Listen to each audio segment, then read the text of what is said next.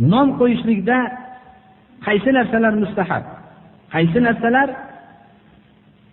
bu makruh?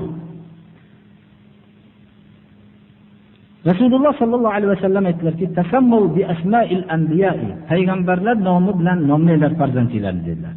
"Va ahabbul asma'i ilallohi Abdulloh va Abdurrahman." Ismlarning Allohga eng suyumlisi Abdulloh va Abdurrahman dedilar. Eng sodiqi, to'g'risi Haris Hammam. Ya'ni Haris inson, haqiqatda insonning sifati Harisdir. Ya'ni bundan murod doim dehqondir. Inson hayotda yashar ekan, yer bilan birga yashaydi. Mana bu eng to'g'risi dedilar. Eng qabihi Harb, Murra degan nomlar.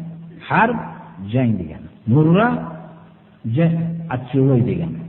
Mana bunaqa nomlar eng xunuk nomlar. Bizning tarafimizda ham birodarlar, nihoyatda xunuk nomlarni qo'yilishligi mana bu islomiy dunyoqarash bo'lmaganligidan vujudga kelgan. Juda ko'p odamlar hamma savol javob bo'laversa-yu, nomim so'ralmasa deydi ba'zi odamlar. Xijolat bo'ladiki, nomini ko'pchilik orasida aytishlaydi. Insonlar uni har xil niyatlar bilan qo'yishadi. Qanday niyat qilishligidan qat'iy nazar durustmas nom durust bo'lmaydi.